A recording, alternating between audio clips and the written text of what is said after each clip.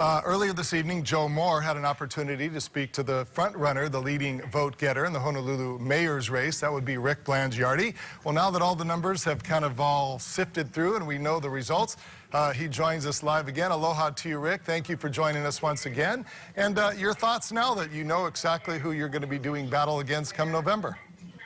Yeah, we do now, Howard. Thank you. Aloha to you, and it's good to be on this phone with you. And obviously, we're very excited right now. And as I've said throughout the evening, I'm encouraged by the incredible voter turnout.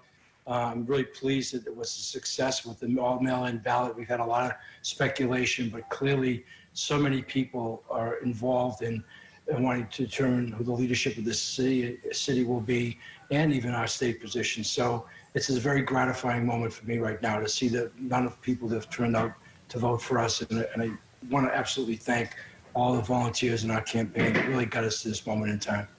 Well, those volunteers are going to have a few more months of work as part of the team to try to get you to the finish line.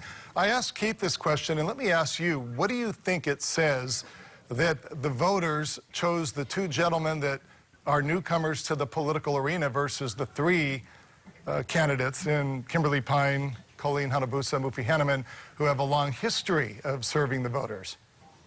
Well, first of all, I do want to acknowledge Colleen, I want to acknowledge Kimberly, and I want to acknowledge Mufi for their great service to our city and our state over a long period of time. I am not surprised, though, tonight that it ends up being Keith and myself. Early on, we tested through research what we wanted to. You know, in the news business, you clearly do a lot of market research. Back in February, just when I was announcing, we did an extensive study, and it became clear at that time, before COVID, that political experience was not being given the premium that it had in past times. What people were looking for was leadership, trustworthiness, decisiveness, and all those other things. And so I didn't really feel, despite the fact that it was being said repeatedly that, you know, now is not the time, if you will, for somebody new in politics to come into office, given the impact of COVID-19. The truth of the matter is, this is a leadership job. It has no party affiliation. It will be very hard work. It will be about decision-making, and it will be about collaboration and being able to bring all kinds of people together, whether in the state, federal government, private sector, et cetera. So I'm very honored by the challenge of this, and I think it speaks to a new age and a new era, and I'm really excited to be a part of it. You know, I look at that sign that's right over your shoulder, and your slogan is, "It's about you." And right. People would look at you, you've had a very successful business. You probably could, I don't know personally what the bank accounts will have to say, but one could think that you would retire. So what is your reason for wanting to get to the finish line and be the next mayor of Honolulu?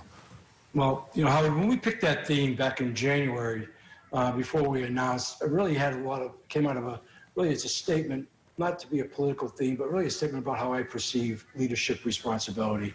And the fact of the matter is, I've always put others first, starting with my family, my employees, the stakeholders, people I've worked for. I've had many bosses, if you will, and boards of directors over the years, but even more importantly than all of that, it's been about the people in this state that we have served. So I've always operated that way. And when I made this decision to do it, it was because I perceived that we had a real crisis at the time, again, before COVID-19, in a number of key issues, both with homelessness, the rail, infrastructure, safety, et cetera. Classic mayoral talking points. And I could even add a few more than that. Again, preempted by COVID-19 and what that means. But at the end of the day, really, I wanted to do this because I saw there was also a leadership crisis, and I felt I could step forward with my body of work, history in this market, and my passion for Hawaii, and bring everything I have into this job. So it's not about me, it's about the men and women, people who live here. And does the game plan change at all now that it's just a mano-a-mano contest? Well, I think we're going to rip up our game plan. Now that we know it's mano-a-mano, now that I know who we're going to compete against, it gets very clear now. Again, this being my first time, you know, we were at one point in a field of, 15? We did a radio thing one day. There were 12 of us in the same room. I mean, you know, you're there, you're trying to get airtime, if you will. You're trying to make sure your voice breaks through. I think everything changes. So we already have a 4-hour meeting plan for tomorrow, and we start to get our game plan together, and I think it will be very aggressive. It's a relatively short time between now and the general election, and there's a lot of work to do. Well, between Kimberly Pine, Colleen Hanabusa, Mufi Hannemann, and Bud Stonebreaker, There were 115,000 votes out there that did not go to Keith, Amemi, and you. So there's a lot of opportunity for both of you. That's great. I hadn't counted them up yet, Howard, so thank you for doing that. So it's going to be incumbent upon either one of us now to try to convince as many of those people to vote for us. And I will tell you, I'm going to say it again, it's been great tonight to see the voter turnout, the Hawaii's people of this island got out and got involved in this race. That is, for me, in running personally, very, very exciting. Record numbers, great turnout. Thank you. By the way, you and Joe have something in common going all the way back to UH football days.